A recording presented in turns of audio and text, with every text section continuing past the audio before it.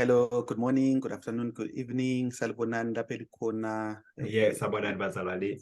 all corners of the world. We are welcoming you to yet another exciting episode of our discussions. Lapha esikhuluma khona ngezitshisayo empilweni, the hot issues that we believe are of concern to you as much as they are concerned to ourselves.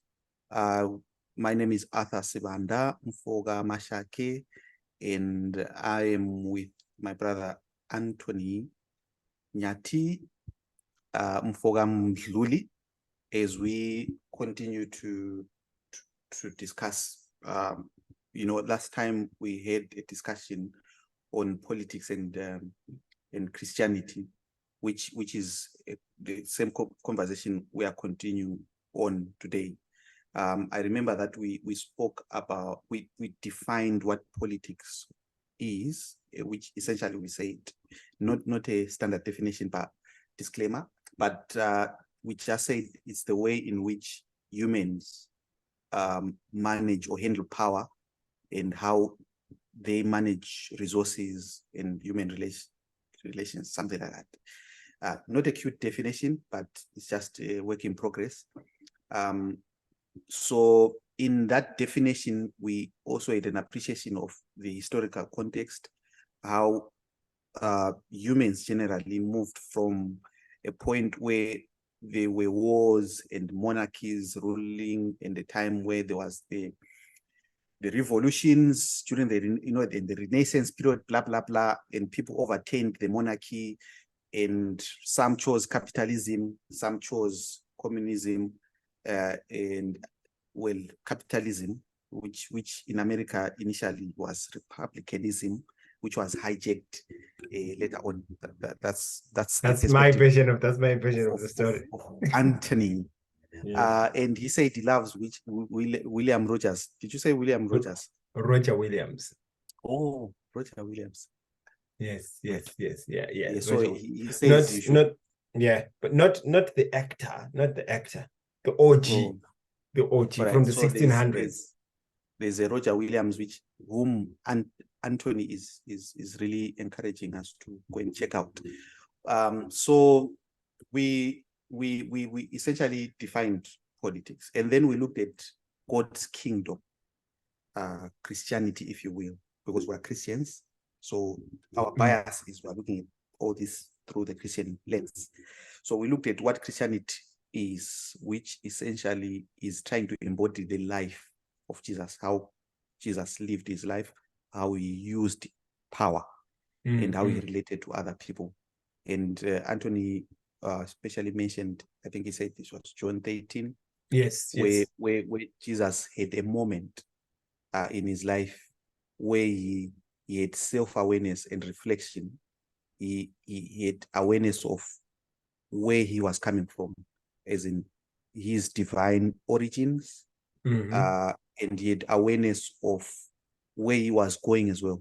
Like in that moment, he became aware of who he was, his mission. I'm coming from God. I've been equal with God. I've descended to this earth, and I'm coming to save people. He became aware of all those things, of who he was. Yes. And in that moment of awareness, like, I have all this power. I am one with the Father. I created the world. I did all this. And in that moment, when he realized all those things, the next thing that he did was to pick up a towel, go down on his knees, and start to wash his disciples' feet. And Anthony was suggesting to us that that is what Christianity is all about. Being aware of all these opportunities that you have, all this access to power, access to resources, access to all this. But in that moment of awareness, then you use all that in service of others, and you sacrifice yourself so that others may live. That's the essence of Christianity. So they didn't call it Christianity, they called it the way in the book of Acts, because it was a complete shift of trajectory. This is how I was living. This is the new way of living.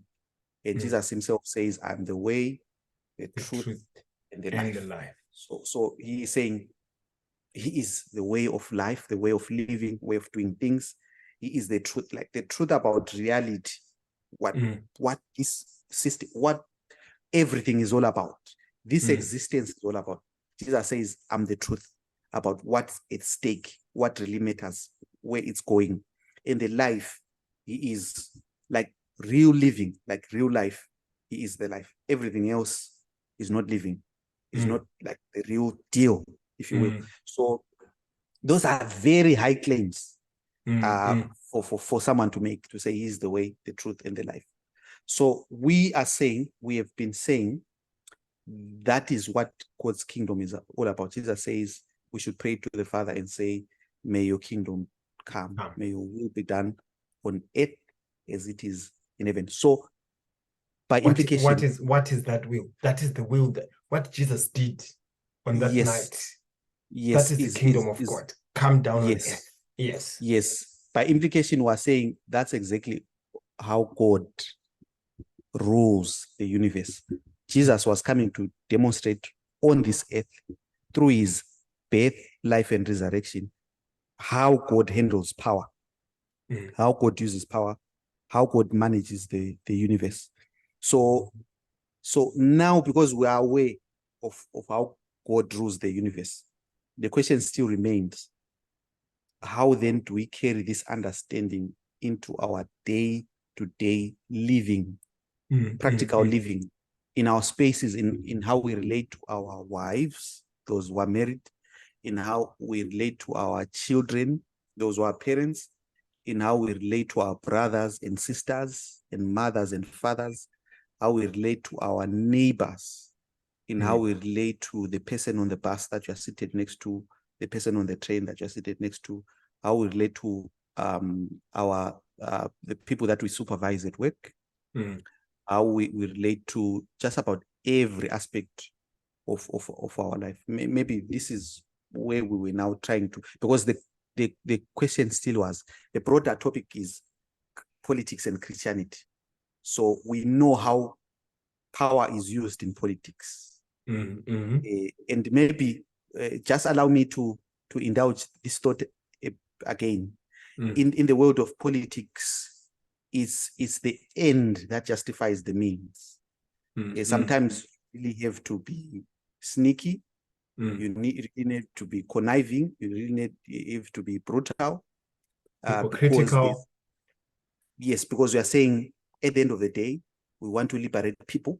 So I'm going to cause this so much pain, because at the end, there's good that is coming out of this evil which I'm causing.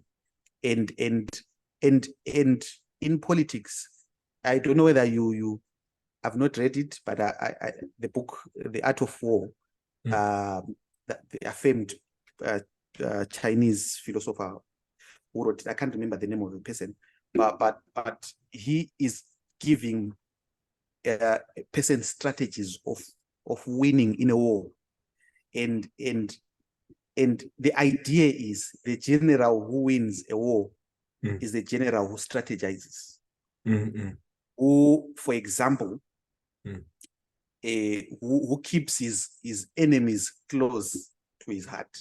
But by the implication is you have to be sneaky. Even the person that you hate, just pretend you love them. That's keep right. Them very close to you, so that by doing so, you know their secrets and you know when to strike.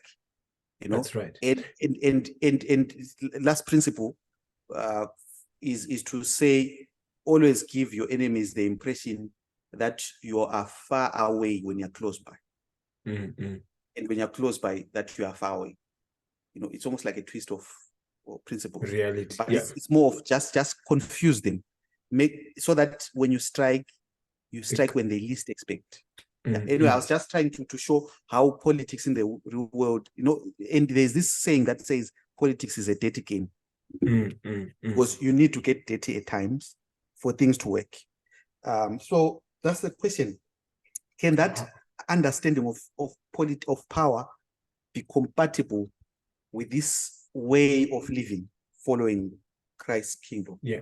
Okay. So I was going to say, I want to give a different summary of what is a Christian. A Christian is a summary in summary, a Christian is someone who experiences and believes the love of God, so much so that he sees other people differently. He sees the value of humans as equal to the value of Jesus Christ, because Jesus has given his life for them. So the Christian is someone who sees that the way God felt about Jesus is the way he feels about this homeless man. And that's how the Christian feels about that person. So this is Christianity, having love flowing through you. That's Christianity. And love flowing through your eyes, if you would, when your eyes are covered with the love of God, so you see people differently. So that's what Christianity is. So now let's go into, is it compatible with politics? I would say fundamentally, no. No, it's not compatible with politics. Politics is a dirty, dirty, dirty business. And, they say if you get in the mud with pigs, you get dirty. So at the end of the day, nxa umuntu usungena endabeni ze-politics, okuzaba khona kuphela ukuthi uzafunda uqamba amanga, uzafunda ukwenzani, ukubulala abantu, uzitshele ukuthi ku-right ngoba uzama ukuncedisa. So uyabhabhathiza, ubhabhathiza izinto ezimbi ngegama lokuthi wena uzama ukwenzani, uzama ukuncedisa. Uyabona? But kodwa mina ngithi ngaza kudubula umuntu usithi uvalele ukuthi ungene ezulwini. So ngoba uvala umnyango ukuya ezulwini, ngcono umdubule khona uzangena ezulwini. Hayi, you cannot shoot a person in order to make your way into heaven. You can't do that. So my personal opinion is politics, as it is commonly practiced, is incompatible with the Christian life, right? That's on the broader scale.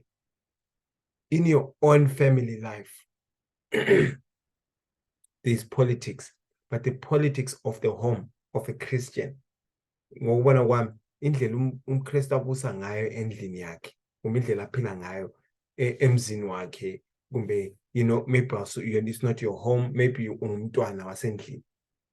UmKristu indlela aphila ngayo, uphila ngendlela etshengisa wonke umuntu ukuthi umKristu ukholwa ukuthi wonke umuntu uqakathekile, kumbe uqakathekiswa nguNkulunkulu njengendlela uNkulunkulu ayeqakathekisa ngayo uJesu. So that means nxa usendlini, so kumele ucabanga ukuthi nxa maybe wena lo nkosikazi lingasazwanani, so kumele uhlale phansi uzibuze ukuthi okay, ngiyabona ukuthi asizwanani, manje ngizomtshengisa njani ukuthi asizwanani? Awusadingi ukuthi kodwa ngimtshengise mina ngime lamandla, ungcono ngimchaye khona ezavuma ukuthi mina yimi sizayenza into engiyifunayo. Awusacabanga ukuthi okay, what ngenze so ngani, what would you call it, manipulating, ngani yavala izinto, ubhodisa izinto zami ukuthola indlela yakho. Nxa ususebenza njengomKristu, ususebenza ngamandla othando, sokusiya ngamandla eqiniso. So uyikuhlala phansi nokumelela ukuze ukuthi omunye umuntu ucabangani. That's why ilokhuzeni iverse ade ngisho la John 13. So ukugezisa inyawo zabantu kwakuwumsebenzi wani, wesisebenzi esiphansi wesigqili. But what is the job of a servant? I-servant kumele kube umuntu ozwayo ukuthi kade uboss ufunani. Yabona, nxa uyisebenzi kumele uzwisise ukuthi abadala bafunani lapho sebenza khona. So that means nxa sungumKristu in your family, you need to listen. Kakhulu kumele ulalele uzwisise ukuthi I think abantu laba bafuna lokhu. Akho nto yenze ukuze wena uyenze into abayifunayo, but ukuze yenze into okumele beyithole. So you do their needs so that you can meet their needs, so they can know that this person loves us. So your dependence is on the power of love, it's on the power of the truth. That's how a Christian conducts themselves. That's how you decide. So kusela amabhanana ayi-4, wena uzawadla, thina siyi-7 endlini khona. So everything is now just processed differently nxa ususebenza njengomKristu. So ngokubona kwami, ukuba umKristu is a hard job. It's a hard job apart from God. But iqiniso likhona ukuthi iSiKrestu sinika ukuthula lenjabulo. Ngoba uyabe usukwazi ukuthi wena awusabangisani lo muntu anything. Konke okutholayo kuzavela kuNkulunkulu. Konke okunikayo ngokukaNkulunkulu. Awusabangisani labantu, sulokuthula empilweni, njalo usuzakwanisa ukwenza into eziningi. Mina, in my own experience, I have found that I'm much happier just loving people, knowing ukuthi lo muntu ungani uzama ukungiphambanisa lo, ungani ungiphambanisa lapha emsebenzini, but ukuthi ngibe lothando lokuthi ngithi good morning, ngikwazi ukuthi lo kumele ngimxhaphele umuntu lo ngani ufuna ukungikwaza, and but at the same time I am not planning to hurt them back. So it's a different world, yabona. So uba ngumKrestu kuyaletha uthando, kuyaletha ukuphila, kuyaletha impilo sibili. So kuthi uthi indaba ethatha ukucabanga okukhulu. There's a lot of thinking required if you want to be a Christian. So I was going to ask you if you meant that Christians are naive. When someone wants to hurt you, it's good enough to say, I don't want to hurt them back.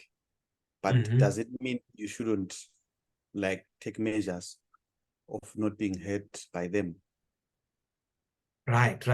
Okay, so umuntu engakulimaza, right? Let's go. So umuntu engakulimaza, what has happened? Let's say umuntu ukudubulile. Have you been corrupted in your soul? Right? Ezulwini uzalokhu kuhamba. You know, it's a low uphill, but I'm gonna use this uphill. Ezulwini uzahamba. Wena I think I'm thinking maybe you didn't get the trajectory. No. I'm going there. Wena umuntu engakudubula and wena uright usufile sibili, let's say usufile, but ezulwini uzahamba, and so impilo yakho sibe impilo engapheliyo ay affectwanga, but impilo engapheliyo esi-affectiwe ngeke lo okudubulileyo, ngoba kathesi sokumele ezahambe ezithwele ukuthi yena unjani. In Shona we use the word mondi.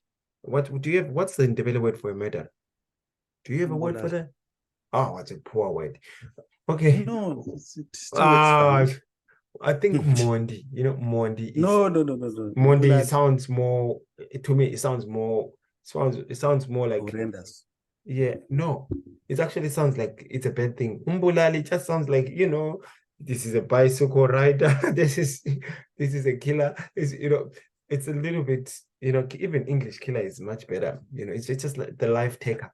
It sounds like this was just things that please quiet and make the point. Okay. So, but umuntu ozakubulala yena, right? Phakathi enhlizweni yakhe, because uthethe impilo yakho wena, ezulwini yena akasahambi. So uselose the chance yakhe, well, unless they repent, and uselose the chance yakhe ukuthi esindiswe. So umphefumulo wakhe awusindisekanga. So let's go to the main point.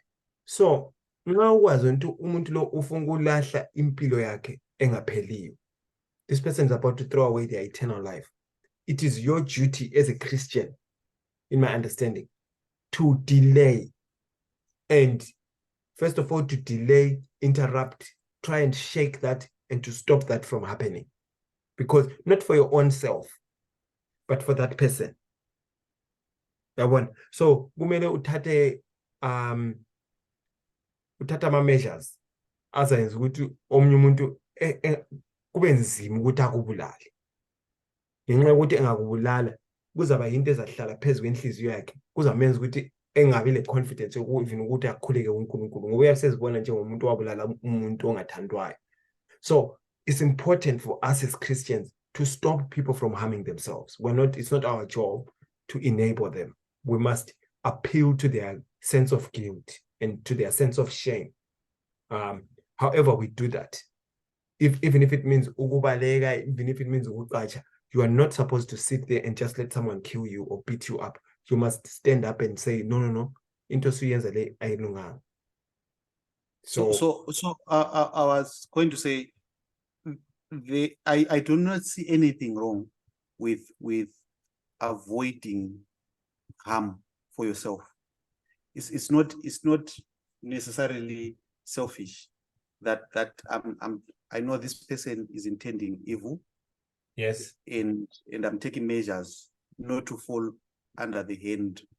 Let's say I've got information that this person has planned to take evil actions against me. They are going to poison me. Like I've reasons to think they are going to do it. There is nothing wrong to say, let me take precautions. Of course, there are limitations to it, the guarantee of protecting yourself. Yes. Because that person can outsmart you. But I do appreciate the angle of looking at it with ultimately that person, when they harm you, they are jeopardizing their own life. Yes. Salvation. Yes, that one is clear. But I was trying to make it a point with because I'm only caring about this person. So I'm just going to care about them and not care about myself. No, when you take your measures, taking measures to say, no, I know this person is intending to, even Christ, when at a point when they wanted to stone him, God protected him. He moved through. They wanted to throw him over the cliff, and miraculously God made him walk through them, and they couldn't do it because the time had not come for him to die. Yeah. But well, anyway, I wanted to move on to the next question. Would you, two questions, would you encourage a Christian to run up for office, a councillor, a member of parliament, Senate, or the president? If yes, why? If no, why? Second question, would you encourage Christians to vote for a particular candidate? Yes, we understand that God's principles are different, but should I be able to say there are these two candidates that are being voted for, so I don't want that one, let me vote for this one? Does that vote make any difference? Or should we maybe take the default, I don't know, called Christian position, that God is the one who appoints and removes kings? So I think whether we vote or we don't vote, it's inconsequential, because God is still going to, I don't know whether to say determine, or God is already knows the results. I don't know. Those are the two questions. Okay, so do the first one again. The first one is, would you encourage anyone to run for office? No. Why? I would like to hear your opinion, because personally I think that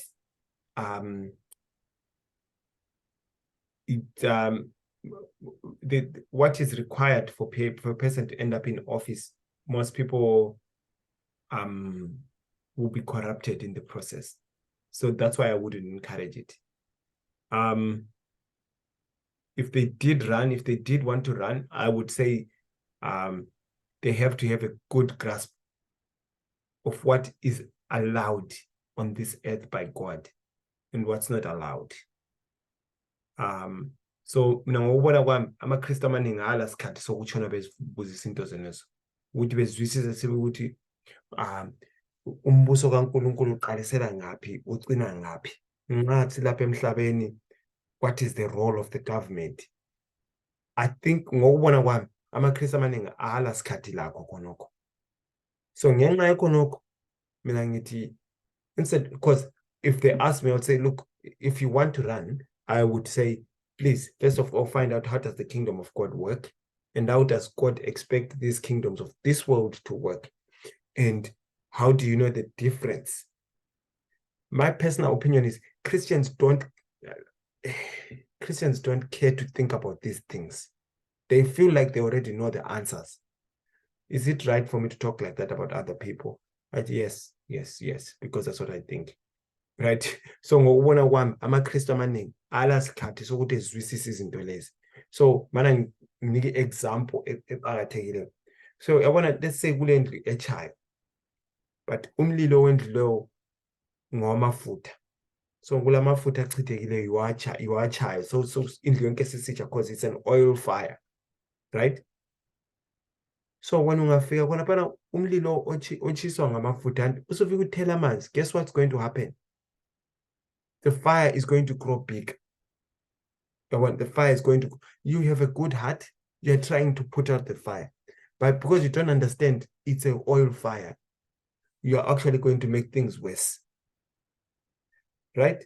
So amaKristu amaningi ngokubona kwami, njengoba bona sebezibona njengabantu abasindisiweyo, they don't care to actually study things carefully to see, okay, how does this actually work? So in their good intentions, they make things worse rather than better. Mana nike enye example engani inganceda abantu baseZimbabwe. So abantu yabona like ama-suburbs akhona eZimbabwe, la ama-suburbs abantu abasebenzayo, right? They were built for factory workers. Ama-suburbs abantu abamnyama, they were not built for families, right? You know, I'm talking about Mbare, you know, wherever all these other places, Glenview, Glenoki, wherever it was. So it's Glenoki, Glenview, Glenora, all these places. Zazi yakhela ukuthi abantu uyabuhlala khonapho usiya emsebenzini uyi-bachelor and you're just a bachelor uhambe esebenza uphendwe. That was it. Wathi so ubuye inkulu ilizwe selibuyile, inkululeko sibuyile anti kodwa ke okay abantu sebengalethini imuli zabo labo malumabo and all that, everyone can stay in that house. But the problem, yes, you're being open, you're accepting people to come and live together as families, you're no longer separating families. But the sewage system was built for 10,000 people. Now you've put 50,000 people on top because you love the blacks, right? You're trying to show that to Tandabantu. The actual consequence of that, abantu bazaqalisa ukugula because ama-sewage analyzer aqalisa ukudubuka. And so my point is, someone has done something, omunye umuntu senze something ngoba yena uthi yena ulenhliziyo enhle, but inhliziyo yakhe ayifundanga, inhliziyo yakhe ayilaqiniso. So he doesn't understand the situation. So he makes things worse because he has good intentions, but he is ignorant. But amaKristu ayakuzonda futhi khona ukuthi umtshele ukuthi u-ignorant, bayakuzonda. Kuyabazwisa ubuhlungu because when they feel like nxa umuntu usebhaphathizwa so kumele etshele ukuthi la iBhayibheli yalazi even engalibalanga, right? So kasafunde ukutshela ukuthi yena kalazi iBhayibheli njalo kalibali ngoba njengoba yena esindisiwe uNkulunkulu emthanda, who are you to say ukuthi yena akakwazi something? Yabo? So yeah, because I think this point we have really outrun it. You are essentially saying for someone to run for office, there will be a lot of challenges along the way because the principles of the way to live a Christian life will be at loggerheads or in opposition to how political systems work. In general, yeah. So it will be difficult to transpose Christian principles onto the human political framework, because the system and the kingdom of God don't operate on the same level. So Yes. when someone becomes a president, the way in which a president should use his power in this world is different from how Christ would use his power. Well, we have evidence of how he uses it anyway. Yes. How he used his power to create the world, in 6 days, and on the 7th day he rested. We saw him also healing the blind, resurrecting the dead. That's how we saw him using that power. So, but in the political systems of our day, the president is the most important citizen of the country. He is the most protected. All the resources of the country are sent out to give him. So it's almost like when you're running to office, you are running to benefit from all the resources. Most of the people, that's how they look at it. Especially well, even not necessarily all the people, the system itself demands that you benefit. Because if you go in, there's a president that I will not quote who said when he was coming to power, he was shocked because people were bringing in papers for him to sign so that he gets a new fleet of vehicles. And he was almost like saying, no, but there are these old ones. What's wrong with the old ones? And someone was trying to say, no, this is what you do as a president. When you come in, you don't use the old vehicles. You need, of course, we can say there are security concerns. Maybe that's a good location.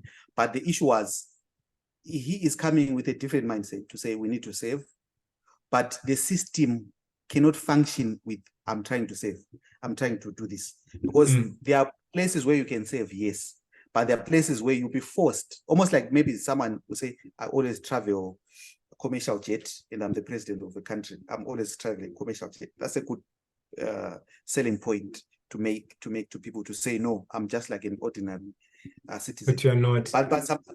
But sometimes even flying commercial, you are putting inconvenience to other people because that particular trip, there has to be your security That's right, exactly. details that are going to be booked for that flight.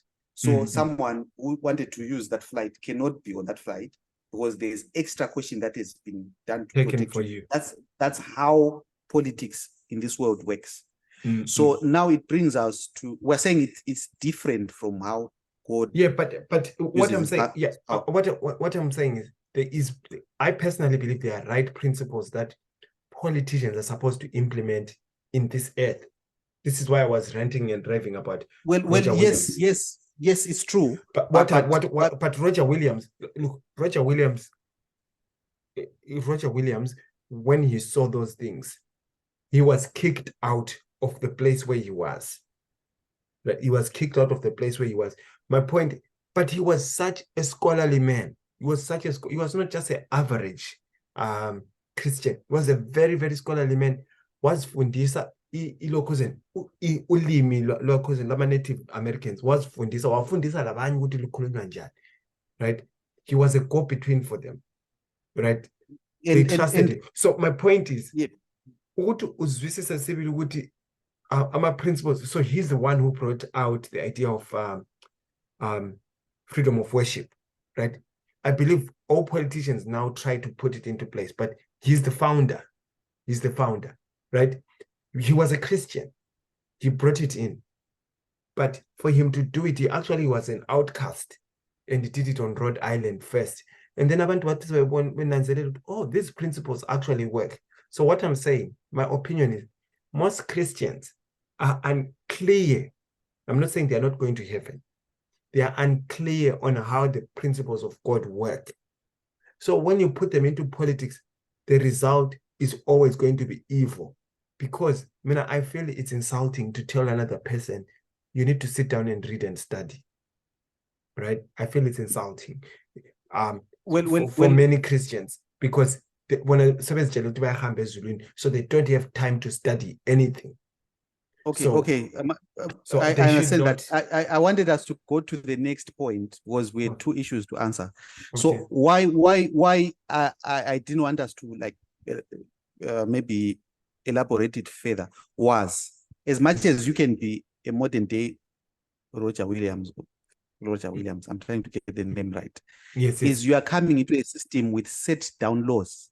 That's a constitution that has been voted.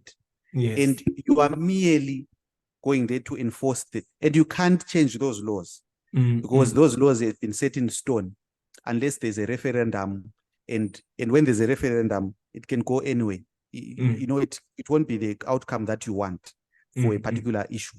So those are the challenges with the worldly systems. If you are a Christian that fully believes in their principles, I think whoever becomes a president, a minister, a prime minister, or whatever, there is somewhere where they might be forced to compromise their Christian principle, where they will say no, because this is convenient. Though I know it's not right. I'm going to bend on my principle so that I allow this to happen. That's the tragedy of joining politics, because you are going to do things or sanction things which go against your principles. And by saying that, I even mean good principles. Like like things that would benefit people, but because the majority don't want them, or your office is limited in what you can decide and effect to or change. you decide, otherwise you decide. There's a book called I wanted us to get to the second issue. okay, sure. Sorry. Yeah. I support the point yokuthi even when you are right, even when you are right and you are actually trying to help the people, Yes. if the people cannot see your rightness and you want to continue with that rightness, you're going to do something wrong, because it's either you're going to force them to accept your views, right, or you're going to support their views, which are harmful. So basically, let's apply it to the issue Yama houses and location. And this, I learned this from Mr. Corey. If Mr. Corey hears this, thank you so much. That was so insightful. I learned this from Mr. Corey. Let's say when I'm in 1980, wawuzasithatha ngaphi isibindi sokutshela abantu ukuthi hayi ngazake lihlale lonke lapha labogogo wakho indlu le is only for 2 people. Wawuzasithatha ngaphi isibindi sokutshela abantu khonokho? Njalo ngathi awatshela abantu khonokho, they were going to view you as being a tyrant, right? So, and if you accept it, you are actually creating a situation where people are going to be damaged in the future by all these diseases, by living in unhealthy conditions. So by accepting ukuthi abantu behlala endaweni engayisiyo, right, you've done the wrong thing. Then secondly, by telling people to go back to their houses and forcing them to go back to their houses, you are creating a situation where people have to, basically, they are angry with you. Because umuntu, this is why I was saying Christianity is really John chapter 13. Umuntu kafuni ukuzifaka kuposition yokuthi ngicela ungichasisele ukuthi why mina ngingavunyelwa ukuhlala lolokhuzeni lomne wethu endlini yami. Yeah. So can I jump in, because we need to continue anyway. The second question. Yeah. But well, suffice is to say, even when you are doing the wrong things, you are doing the right political decision. In terms of politics, that's the right political move to make to contain a situation, blah, blah, blah, blah, whatnot. But the second one was, which I don't know about a time, but maybe that is what possibly is the last point, to say, what about voting? Yes, I understand I cannot run. Well, I may choose not to run for office because of these fears that we've highlighted. But then what's wrong with choosing someone who will vote? I think I can safely say that I think it sounds like both of us are saying don't do politics. But for the voting part, I'm going to say what I do. I do donkey votes. If anyone knows what a donkey vote is, yeah, that's what I do. A donkey vote is when you go and scribble nothing in the ballot paper. Why would you do it? Why would you waste your ballot paper? Of course, in Australia, they charge you money for not voting. Oh. Yeah. So, yeah, so I just scribble whatever I scribble because I don't like the politics that I'm seeing. I don't like, so I do donkey votes. They think that that's not good enough. Personally, I don't think that people should be voting. So are you saying, therefore, what's wrong with you voting and choosing someone? Because I mean, if it's wrong to shoot people, you can't vote for someone else to go and shoot people. That's my opinion. So it's either you think that politics is doable or it's not. So personally, I don't think it's doable at this moment. So I choose not to vote. I think you are not elaborating well your point. If I were to say what you are saying, what I think you are saying, yes, you are saying you have chosen not to vote because whichever candidate that you may vote for example, while they may advocate for certain things that you like, there are other things that you don't like, which they advocate for. Yes. So voting for them is also voting for those things which you don't like. That's right. Which the person is going to effect when they come to power. Yes. Well, I'm going to, because didn't respond in anything on politics. I'm not going to talk about the question that we've already covered, but I'll talk about my voting experience in the past few years. My vote is my secret, but I'm going to tell you this secret that in I think it's 2017 or 2018 rather, when the votes were open in my country of origin, Zimbabwe. There was one candidate that I liked, who is not Chamisa, for avoidance of doubt. Yes. And who is not Emerson as well, for avoidance of the other obvious choice. But I liked Nkosana Moyo. Yes.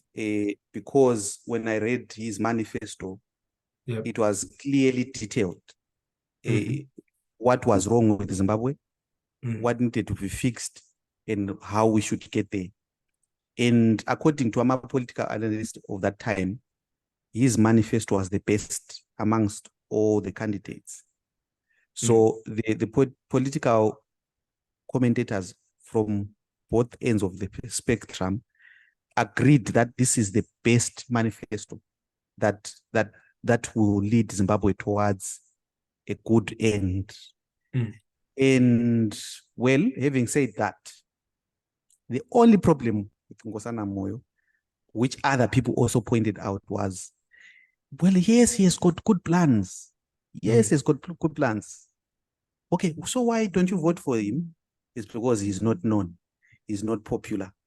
So would rather vote for this one who is popular, so that we get him to unseat the other one whom we don't want, than vote for someone who is not popular and waste our vote. So people maybe didn't have, like, why are you voting for Nkosana Moyo?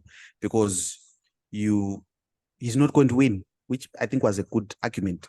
But the point was, Nkosana Moyo, in his own words, was saying Zimbabweans do not want to change the system. They want to benefit from the system. So he was essentially saying whoever is coming into power is not necessarily coming to say want to change everything. Why let me just repeat. He was put to task for not doing rallies like these campaigns. He was always going door to door, talking to people, trying to convince them on a one-to-one basis. And people say, no, you've got great ideas. You have to set up a huge stage and proclaim them. And he always refused. And he said, I would rather not be a president if people don't like me, because when people choose whoever they choose, whether that person is popular, they deserve the outcome of the result of their choice. So if they don't think I should be president, I'm fine with that, because that's their choice. So he was not willing to bend on the principles that he believed in, just to gain more votes. So I was going to say that's the challenge with voting, because we don't get the best candidates to win. The system is rigged in the sense that this voting by majority means sometimes we're excluding the most capable people for running into office. So it's rigged upon those who are more popular, more well-known, and have what you call oratory skills. Because that's what they're using. That's right. To say, I'm going to do this, I'm going to do that, I'm going to do that. So I voted for Nkosana Moyo. This time I didn't vote because, of course, I was not in the country. This time is in 2023. And I want to think I would have chosen not to vote. I was going to do donkey voting probably if I had to vote. Like this donkey or goat voting. I was going to do that. So anyway, but Thandigayo, I think this brings us to the end of our discussion. Well, it's still your choice whether to run for office or not run for office. It's still your choice as well to choose to vote for whoever you think is your favorite candidate. But it will be very enlightening for us to hear feedback on any of the sessions or this particular one, about what you and think this is one way we both sort of kind of come to the same conclusion. That's a miracle. I wanted to say, does that mean a Christian has no earthly political responsibilities in terms of the governance of a country? Right. I would like to say that there is some political responsibilities. I don't know if there's enough time. Also, I was thinking, I think it's a good thing to just always mention one or two resources that people can look at. So the book that I was thinking of was a book called The Road to Serfdom by a man called F.A. Hayek. The Road to Serfdom. Then there's another book called The Anatomy of the State. This is really portraying all my colors. There's a book called The Anatomy of the State by Murray Rothbard. A very, very, very good book too. So, and then there's a book called Life Together. This is now a definition of what Christianity is. There's a book by Dietrich Bonhoeffer called Life Together. What a wonderful man. What a wonderful man. Yeah. So those are, I've given several references of things that I think people can look at. And also John chapter 13, if you can read John chapter 13, chapter 14, chapter 15, chapter 16, chapter 17. And try to internalize those things. 1 Corinthians chapter 13. So maybe before you go, I think, because I appreciate the resources that you've referenced, but I think what you still need to make like practical is people have access to their counselors, their MPs. Yep. If you really want to make a change, you can call people to account by being a voice, speaking to them directly. If really it matters to you, you say, I'm not happy about this which is happening in my locality. Go to the counselor and have a chat with him. No, I'm not happy with gang violence that is happening. What are you doing to reduce gang violence, drug abuse? Kids are on the streets. All those issues.